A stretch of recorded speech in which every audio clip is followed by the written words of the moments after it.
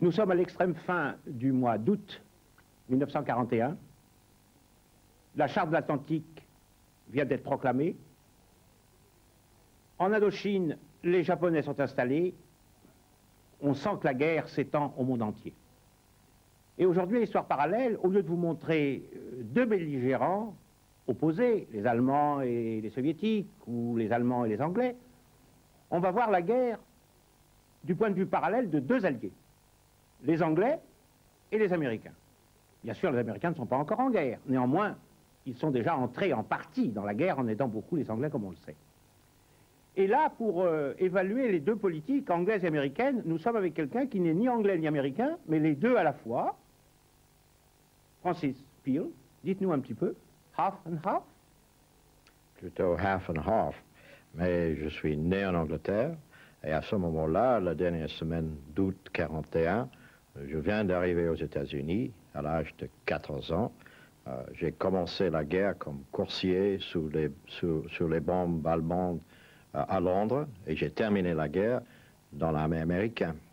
Et je suis, si vous voulez, toujours un peu tiré entre les deux pays.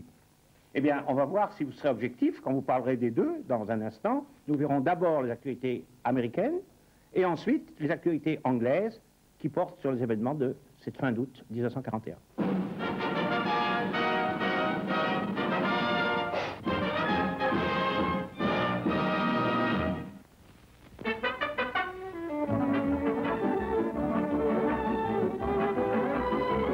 The world's largest speedboat regatta attracts the younger fair sex, as well as veterans like Pop Cooper, still a top-notcher at 66. Foremost interest centers on the 225 cubic-inch hydroplanes, getting more popular each year. They only cost about $2,500, as compared with the small fortune spent on Gold Cup craft. The big event on the Shrewsbury River is the 11th race for the National Sweepstake Trophy. It's rough and flowy as the 225s roar through the 15-mile heats at better than mile-a-minute average speed. Tommy Ann III tops the first heat and looks good for the crown until a broken oil line ruins her chances. It's all in the brakes. Now they're following Prissy IV, skippered by George Schraft. Recently graduated from Harvard, Schraft's awaiting his draft call. Today he wins speedboating's National Sweepstake Trophy.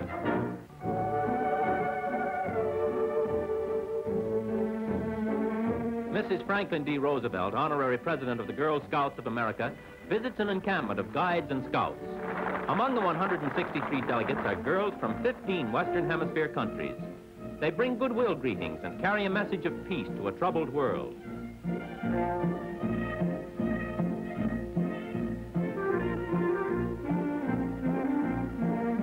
Mrs. Roosevelt calls for better understanding among the democracies.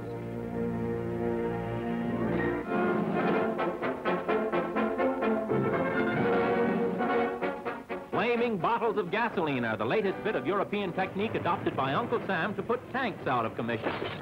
The display at Fort Lewis, Washington is for the benefit of the 3rd Division's newly organized Provisional Anti-Tank Battalion. Next, a new smokescreen technique to veil advancing troops. Scout cars equipped with tanks of chlorosulfonic acid raise the curtain, half a mile long in less than a minute. Out of the clouds to surprise a machine gun party.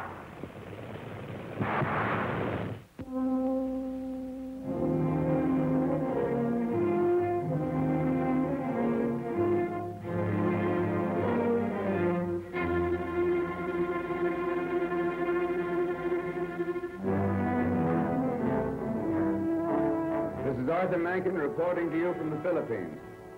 I arrived in Manila just as radio news came that Japan had taken over in French Indochina.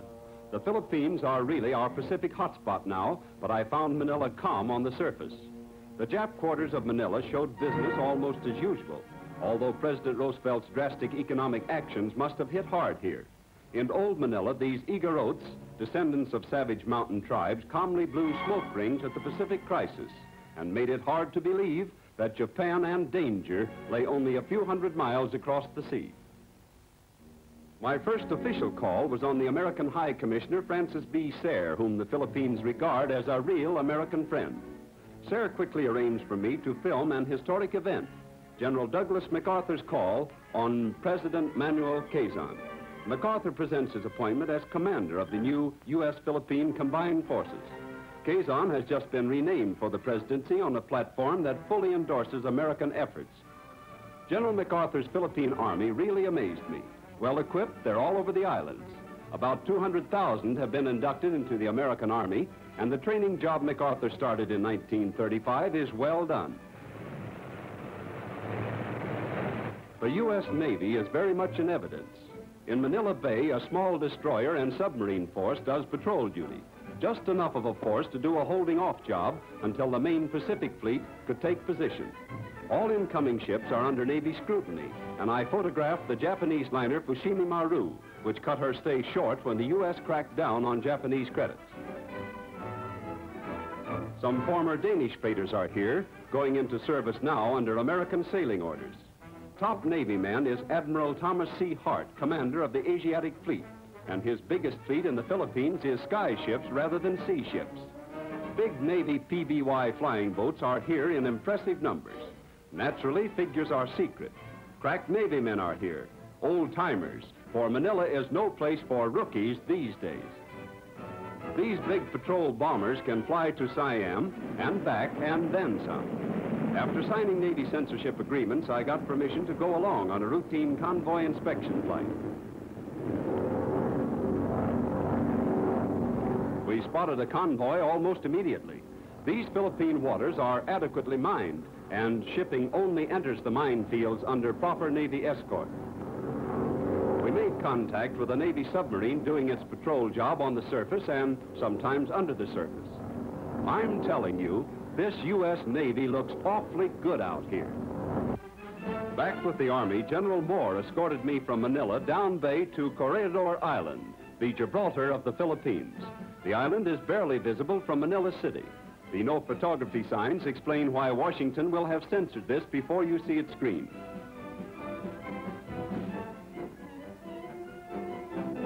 Underground here is a honeycomb of magazines with plenty of big stuff in live storage. Thousands of regular Army men are stationed here, living in quarters that are gas-proofed by special blower apparatus. Underground plotting rooms control the big coastal defense guns that are hidden all over Corregidor Island. The alarm for drill brings men on the double down skillfully camouflaged lanes.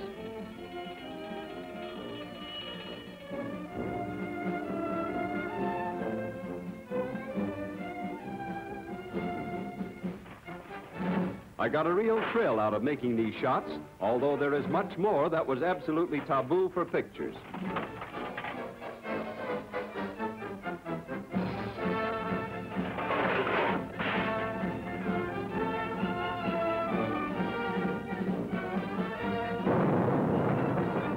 Out here, our American forces are doing a swell job.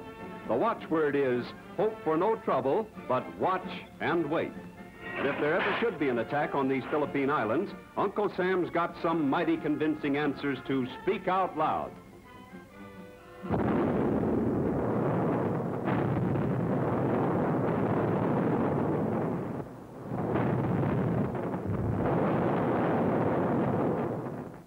Évidemment, ce qu'on voit là, c'est l'Amérique qui se prépare pour la guerre.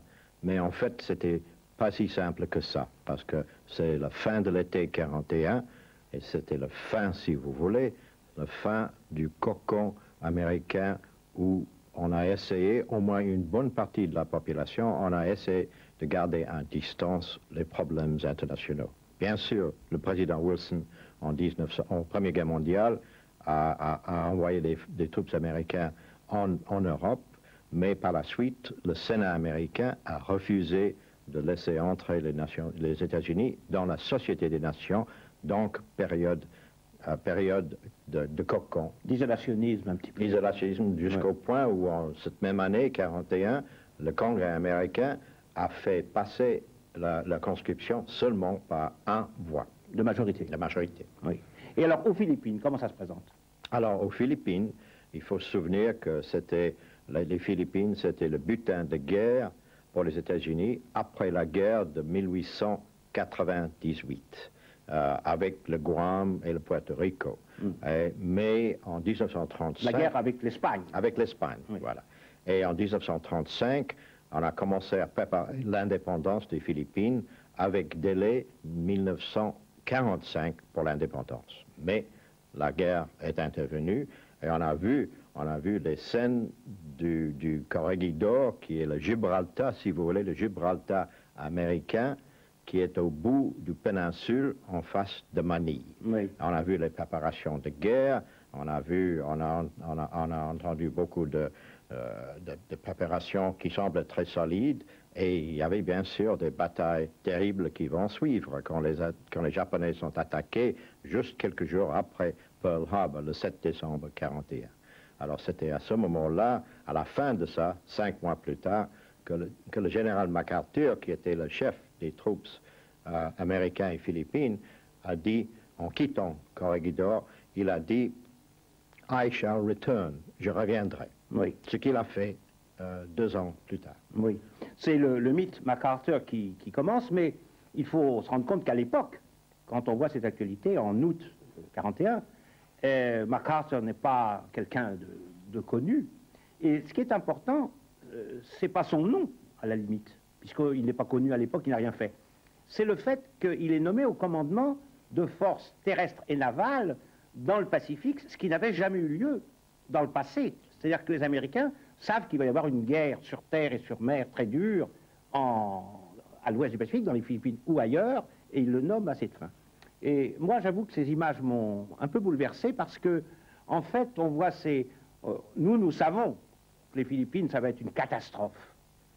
Nous savons que les soldats américains aux Philippines vont subir un des drames les plus épouvantables, cette fameuse marche de la mort, où ils vont mourir les uns après les autres comme des mouches, où les Japonais vont les obliger à marcher jusqu'à ce qu'ils meurent dans quelques mois. Et là, on les voit encore vivants. C'est tous ces hommes-là qui vont subir ce supplice qui est un des plus atroces de l'histoire. Boxing takes the spotlight. Fistic facts on film. Who'll beat Joe Louis? His dynamite-laden fists have blasted away every challenger since he took the crown back in '37. Will his next bout be the swan song for the champ? Listen. Beware, Joe Louis. Beware of the cosmic punch. Beware. Challenger Lou Nova is author of The Cosmic Punch, reserved for Louis on the night of September 19th. This is the cosmic punching bag. Pompton Lakes has never seen anything like it. Nova further explains. Dynamic cosmic position was first used by the ancient Greeks and has been resurrected through study by my friend Wollstonecracker Brown. In this position, your feet are in a position to make you be able to punch at any time with the greatest of accuracy and force.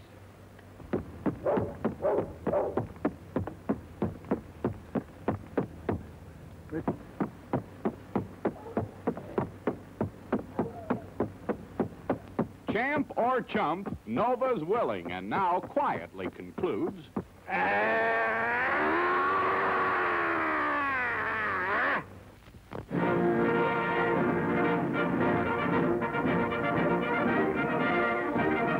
Britain writes finish in Syria and turns to Iran.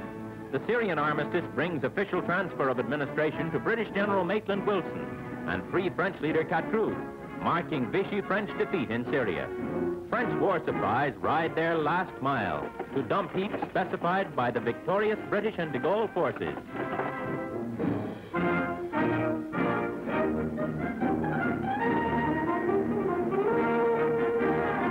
Then from Syria and from India, Britain strikes at oil-rich Iran. Russia, too, drives down from the north.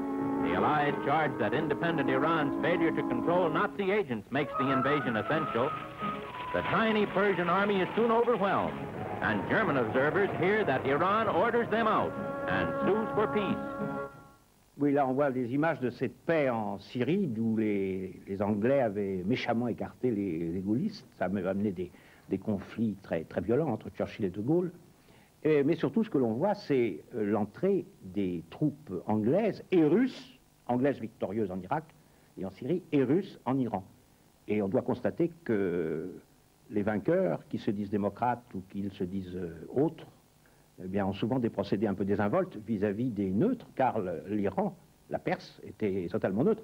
Et là, les Russes et les Anglais, avec le souvenir du traité de 1907, se comportent un peu comme les Japonais en Indochine, au fond. Ils ne respectent rien du tout. Back in Syria, Australian troops take over Beirut. Other Australian units are with General Wavell and guard seized Persian oil wells. But the only business at hand here in Syria is the triumphal entry. Syrian natives, long under French rule, give a wild welcome to the British.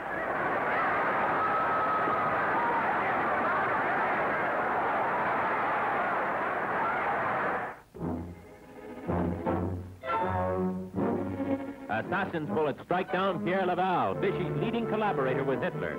Once premier, later Pétain's crown prince, Laval was ousted in December, though Hitler fumed. Germany may have new trouble on top of recent Paris rioting because of the bullets that found Pierre Laval. Oui, ce sont les premières images sont des images américaines qui ne portent pas vraiment sur l'attentat. On ne les verra que bien plus tard, d'ailleurs, en France. Ces images trahissent quand même un grand changement en France, c'est que le climat s'est alourdi depuis l'intervention allemande en URSS.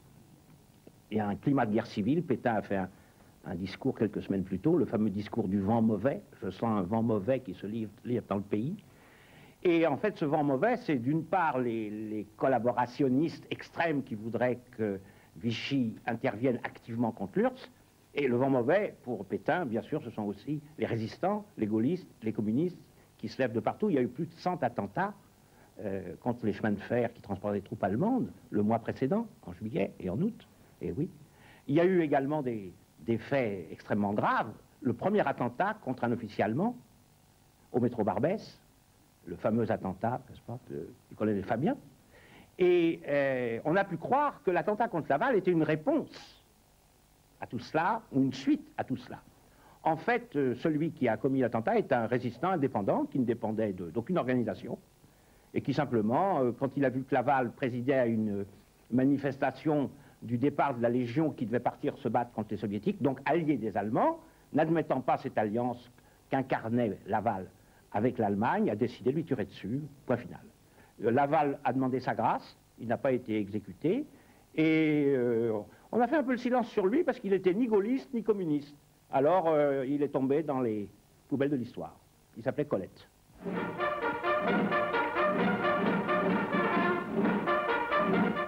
Defense Speed Up, a new plant for the construction of landing boats. Named for Andrew J. Higgins, their builder, they've already won their spurs in Norway and Crete. Here, landing boats demonstrate a quick invasion.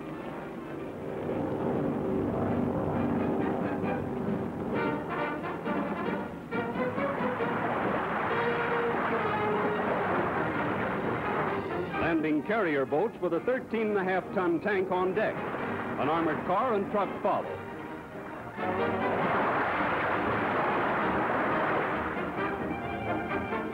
Now, planes versus torpedo boats. And the little sea fighter really shows its agility and maneuvering skill. No wonder Uncle Sam has given a big okay to these boats.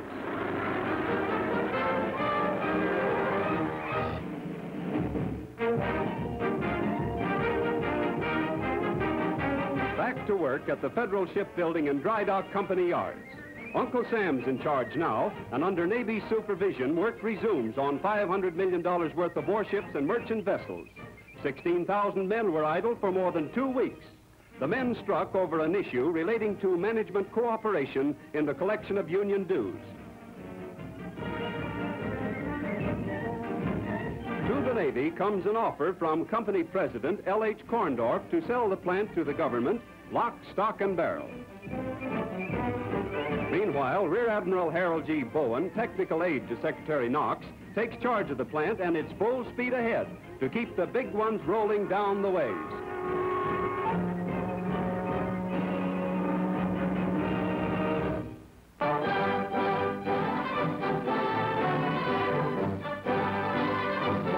Iceland, occupied jointly by England and America, receives John Bull's top man, Winston Churchill. These first pictures, delayed in delivery to the United States, show the British Prime Minister greeted by the Iceland government, now independent of Denmark. The visit followed Churchill's sea conference with President Roosevelt. For Britain's premier, this brief inspection holds deepest significance. Iceland's importance cannot be overemphasized. Had Hitler taken over this crucial spot in the North Atlantic convoy scheme, a fatal blockade against Britain might have been possible. Last July, Iceland welcomed American armed forces. And it is the Americans who are now inspected by Prime Minister Churchill. These are U.S. Marines. Ensign Franklin D. Roosevelt, Jr. accompanies Mr. Churchill. The crack leathernecks impress the Prime Minister no little.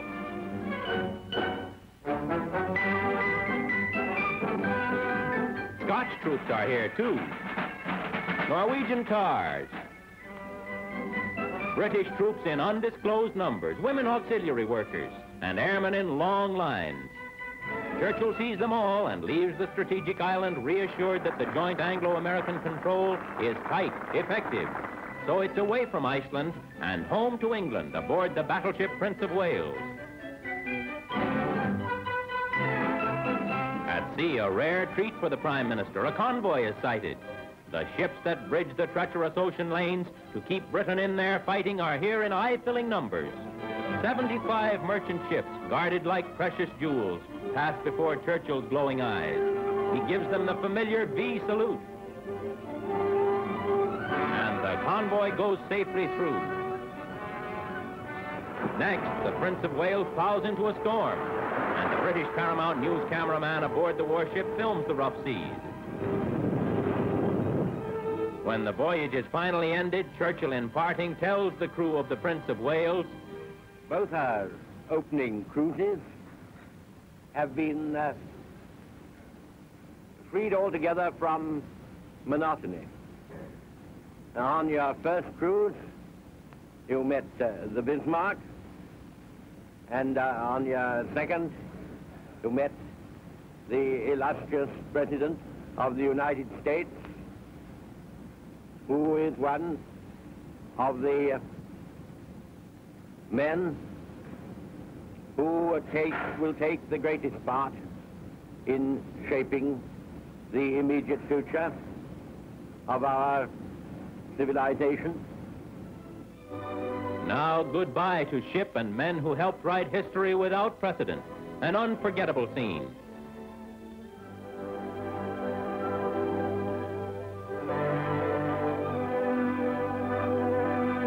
London, family and friends relieved by Churchill's safe return.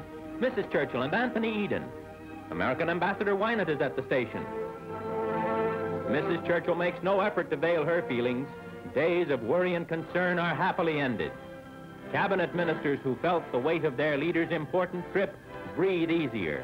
Churchill has come home to a grateful England.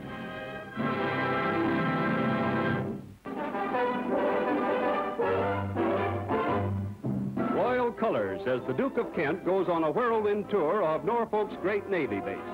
A Navy plane brought the royal visitor from Washington, where he is White House guest of President Roosevelt. Of principal interest to the 38-year-old brother of King George is the British aircraft carrier Illustrious, repaired here after being partially disabled in battle. Next stop is the Martin Bomber Factory near Baltimore, Maryland. Girl workers get an added thrill when the Duke takes the wheel of an Army Jeep car.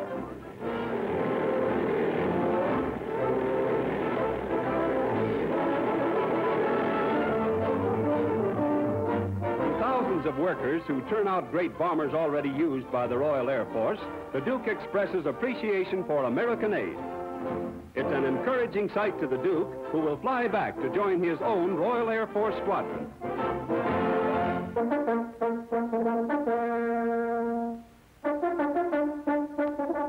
Attention! Recruits at 6 weeks old. These puppies are future lead dogs for United States Army's northern outposts.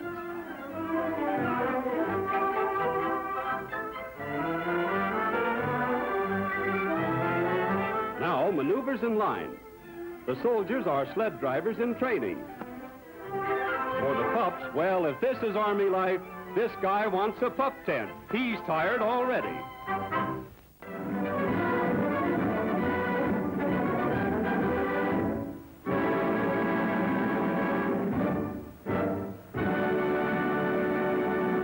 Francis Peel, ces actualités américaines, qu'est-ce qu'elles évoquent pour vous, notamment ces d'avant-dernières images sur Churchill?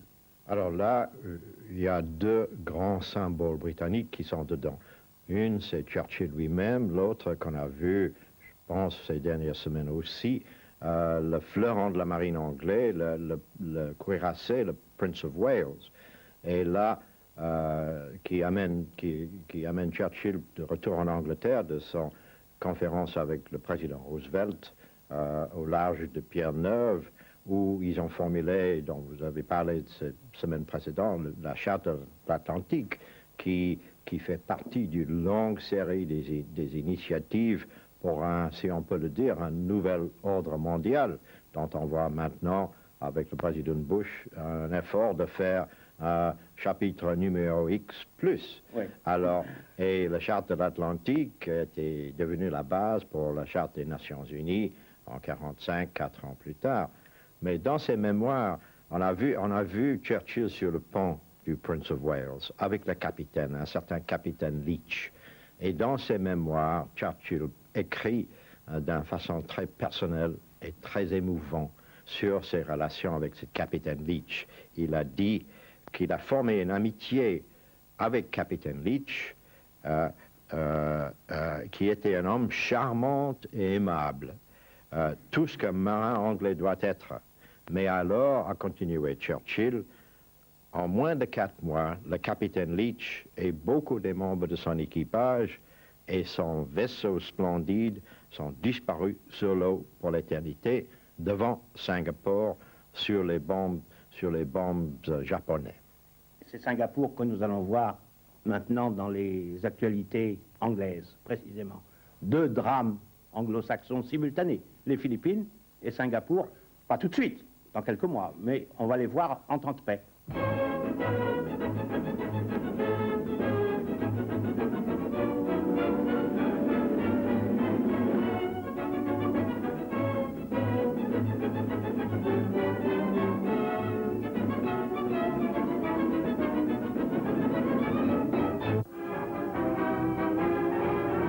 The smash and grab raid in the Far East, when Vichy planted French Indochina in the lap of the Tokyo warlords, turned the eyes of the world on Singapore.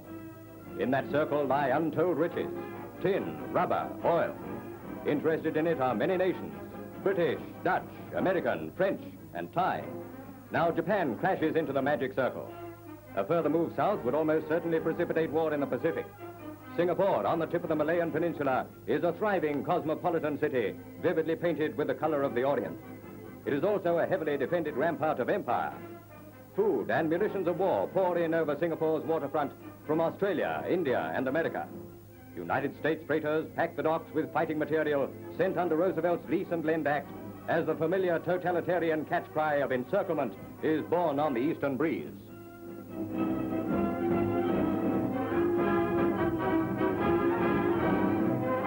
Our air strength is continually being augmented by American machines, including these Buffalo fighters unpacked by coolies on the Malayan waterfront. The cargo vessels return to the States laden with rubber and tin. 97% of the world's rubber supply comes from this area.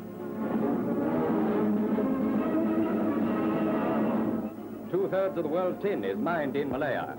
For thousands of years, the metal in the Kuala Lumpur district has been mined by Chinese women who do the bulk of the labor.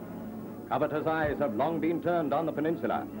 But here is striking and encouraging evidence of the tremendous British fighting power which guards the integrity of this bastion of empire.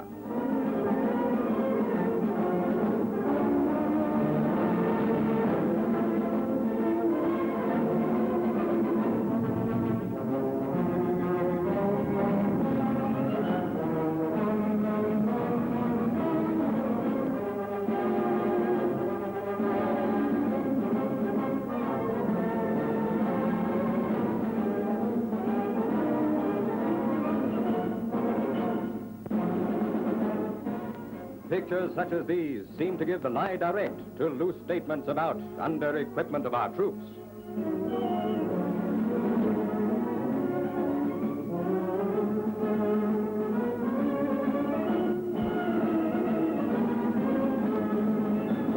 The Malayan jungle. In that vast green wilderness, a campaign may be fought. This is no country for blitzkrieg. A new fighting science must be devised for jungle warfare. New responsibility will be thrown on the individual soldier. Australian troops are not without reputation for initiative and resource. They will undoubtedly succeed in keeping the jungle hot. Now meet the Sakais, expert with the ancient blowpipe, and never before thus photographed. Small of stature and nomads continually roaming, they're the aboriginal race of Malaya. Their accuracy with the blowpipe is amazing.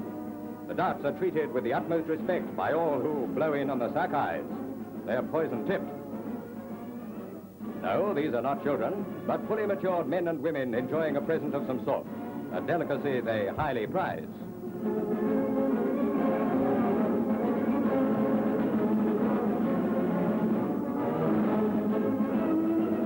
Contrasting strangely with the jungle folk, powerful aircraft range the Malayan skies continually on the alert.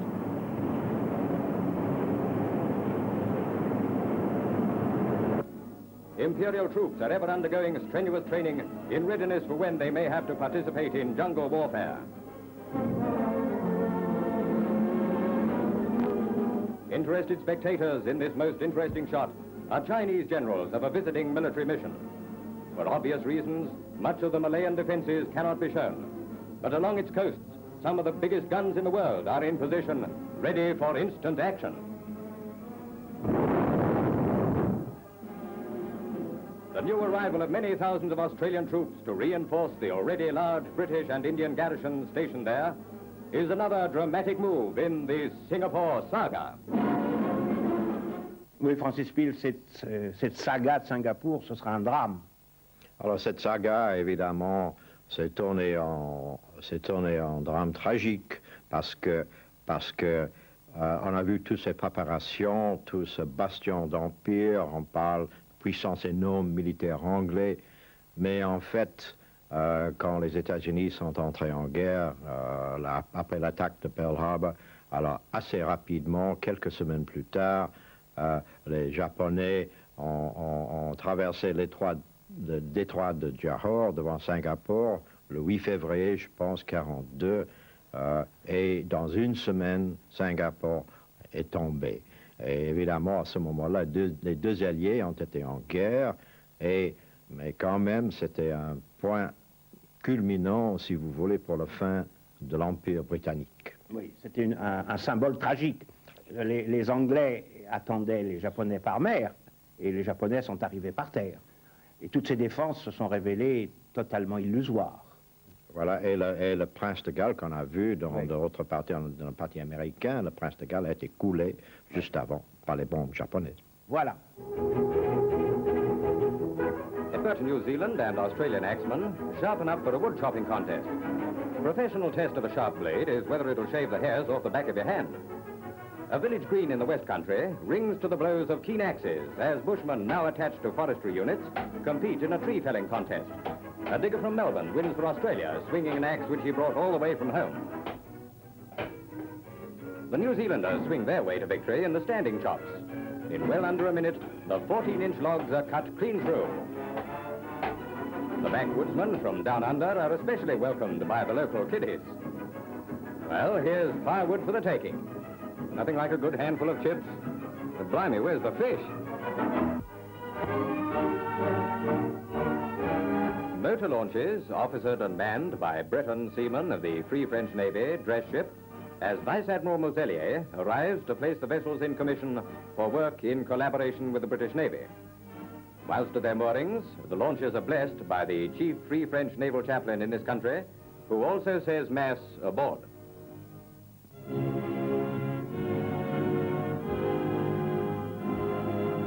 The service presents a moving picture in the businesslike setting of a South Coast dock. Admiral Moselier is proud of his loyal men of Brittany. London's open-air theatre in Regent's Park is filled to overflowing when thousands of members of the Dutch colony in this country attend the ceremony in celebration of Queen Wilhelmina's 61st birthday anniversary. Prince Bernhard's speech is broadcast throughout the world in one of the biggest hookups in the history of radio. In Dutch homes everywhere, even in those under the shadow of the Nazis, people renew their vows to fight for freedom. As on instructions from Radio Orange in London, Dutch people gather together in their parlors tune their radios to the London wavelength. Simultaneous with the singing of the national anthem and the hoisting of the flag to the masthead, Dutch men and women everywhere overseas synchronize their celebrations to the moving ceremony in the heart of Britain.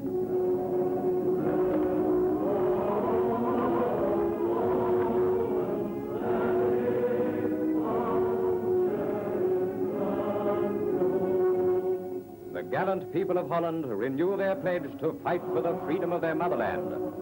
The Netherlands will rise again.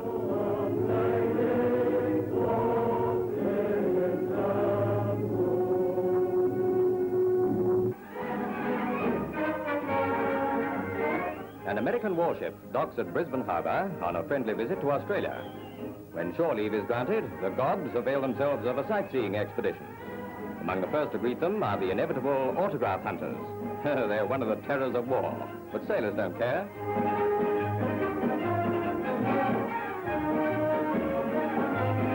Petrol rationing makes taxis as hard to come by as tobacco, and when sailors go ashore, it's local colour they're after. The forbidden fruit, it's forbidden here too, seems to have the desired effect. Gee, buddy, dames.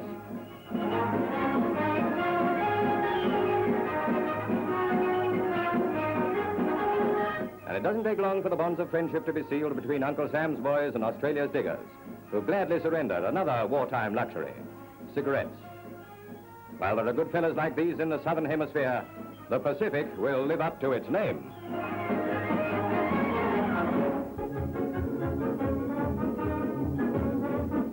A new anti-tank weapon, which has been specially designed for use by home guardsmen, is demonstrated at an experimental center. It's known as the Northover gun. While simplicity of operation is a pronounced advantage, it's designed to project various types of missiles. Watch how it works.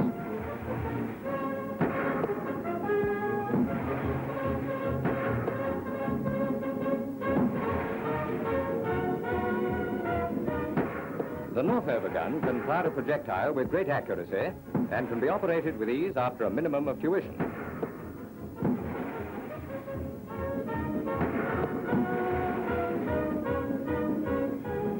In every respect, the Northover is a splendid anti-tank weapon.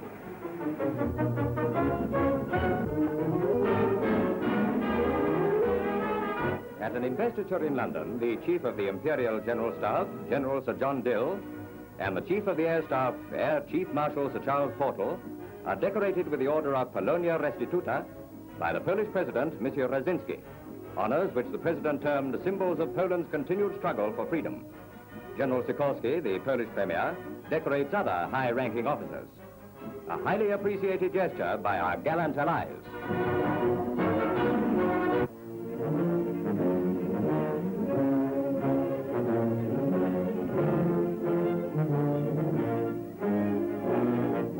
These German pictures, destined for certain neutral countries, were intended to spread Nazi propaganda.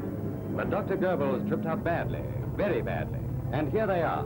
We couldn't wish for a better expose of Nazi ruthlessness or more artful examples of fake pictures so cunningly introduced here and there. Yet, paradoxically enough, there's a great deal of truth in it all. The truth of calculated brutality and the all-out Nazi plan of converting the world into a mortuary for subject races. The thunder of 1,000 guns crashes almost without pause.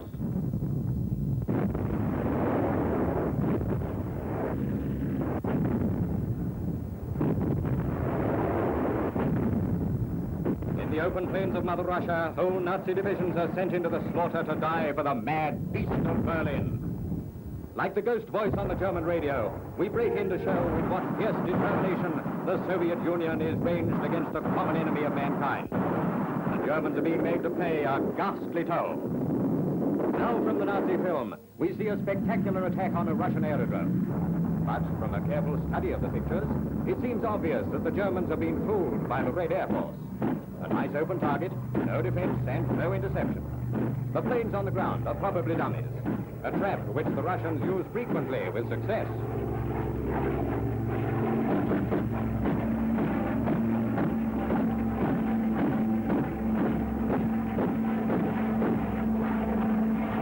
The Nazi camera record of a dust-up in the air is really very well done. This must be an unidentified aircraft, because according to the Nazi claims on the radio, The Soviet hasn't any planes left to fight with.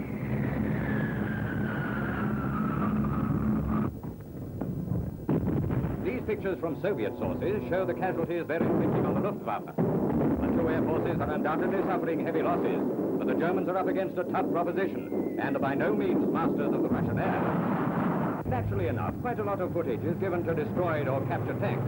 Why not? The Russians admitted the loss of several thousands. The god of war is always hungry. And we know from Russian films that German losses have been even heavier. But don't let's kid ourselves. Geographic is a long way off.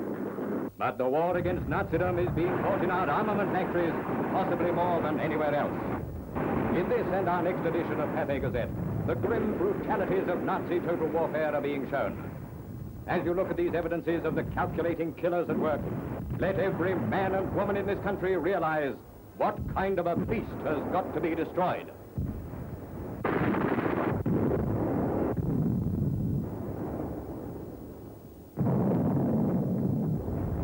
In the land of the Soviet republics, exemplary unity of purpose backs up the fighting men of the Red Armies in the field.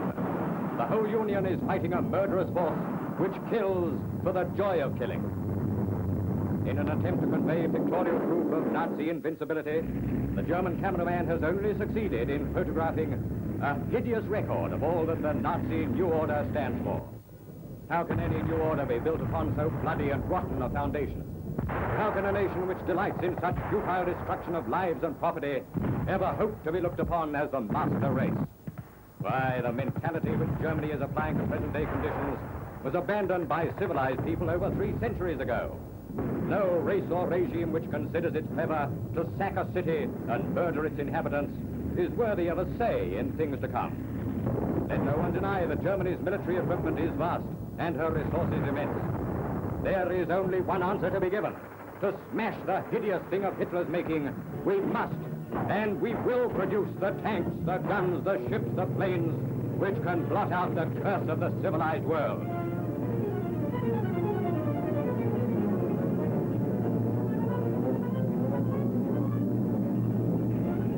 Here are the weapons with which the Soviet fights the most gigantic battles in the history of the world. There are the men who fight for their existence. Ask yourself this question. If all that is happening in Russia, what have I done to make sure it'll never happen in my country, and after we've slain the beast, in any other country in the world?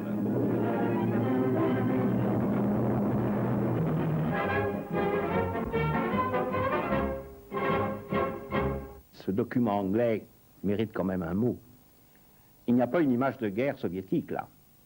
Il y a des images de guerre allemandes, couvertes par une voix anglaise qui stigmatise, bien entendu, l'assaillant. Il y a ensuite des images de manœuvres russes qui datent d'avant la guerre. Et quand ils disent « on va voir comment les Russes se battent », c'est la voix des Anglais qui se battent. C'est pas du tout les Russes, on ne les voit pas. Et pour une raison très simple, que nous, Français, nous comprenons fort bien. En juin 40, nous n'avions pas non plus d'image des troupes françaises en train de se battre, parce que c'était la déroute.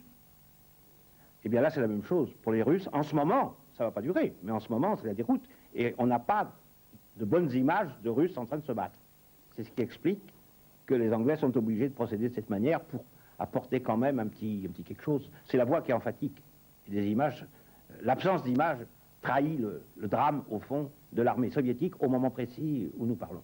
Mais évidemment, l'ensemble des actualités que nous avons vues, américaines et anglaises, portent plutôt sur d'autres terrains. Et j'ai envie, moi, de vous poser une question. On a vu les Américains ancrés aux Philippines, on sait que ça va être un drame. On a vu les Anglais ancrés à Singapour, ça va être un drame d'ici quelques semaines. Alors il y a la politique anglaise, la politique américaine. Est-ce qu'elles sont vraiment la main dans la main, ou est-ce qu'il y a des conflits, il y a des divergences? Comment ça se présente à votre avis, vous qui avez été les deux, anglais et américains? Alors si on se remet un peu dans la partie Churchill, quand on a vu Churchill rentrant de son rendez-vous avec le président Roosevelt, on n'a pas parlé du fait qu'en plus du charte de l'Atlantique, les deux grands hommes d'État ont aussi élaboré les stratégies communes pour la guerre qui va venir, n'est-ce pas? Et ça sera la guerre, on ne sait pas à ce moment-là quand ça va arriver pour les Américains. Ça sera en quelques mois à Pearl Harbor, le 7 décembre 1941, mais quand même, dans leur esprit, c'était clair que la guerre sera là pour les Américains, ainsi que pour les Anglais qui, en ce moment-là, ont été déjà en guerre depuis le 3 septembre 1939. Oui, alors, mais ce qu'il y a d'intéressant, c'est que quand Churchill et Roosevelt parlent, Churchill se voit toujours dire, pour nous, l'ennemi principal, ce sont les Allemands. Et le Japon arrive après. Or, le drame va avoir lieu, pour l'instant, du côté du Pacifique, c'est-à-dire à la fois pour les Anglais et les Américains. Alors, comment se gère ce conflit-là, non pas d'intérêt, mais de perspective? Alors, je pense que du côté américain, on était en train de se rendre compte, pendant cette période, justement, l'été de 1941, que ça sera une guerre pour les Américains sur le plan mondial. Ça ne sera pas comme 1917, comme c'était l'Europe, n'est-ce pas, le théâtre de la guerre. Mais alors, tout est en train de changer. Alors, il s'agit d'une question de créer une stratégie, et c'était à ce moment-là que les Américains ont commencé à comprendre que c'était le Pacifique qui doit mettre comme endroit numéro 1, n'est-ce pas, laissant pour les Anglais, les autres alliés européens, le théâtre européen, Afrique du Nord, etc. C'est-à-dire qu'en gros, les Américains vont guider les affaires de la guerre générale dans le Pacifique, et même si les Américains aident beaucoup les Anglais, ils laisseront Churchill être le poisson pilote des opérations en Europe et ailleurs. C'est ça que vous voulez dire, à peu près? À peu près, je pense qu'il y a un mélange, n'est-ce pas? Il y a un mélange, on a essayé de le faire, séparation des obligations, si vous voulez, mais en fait, c'était très mélangé. Une fois que la guerre a commencé, avec les troupes américaines en Europe aussi, il y avait des forces européennes, français, anglais, etc., dans le Pacifique.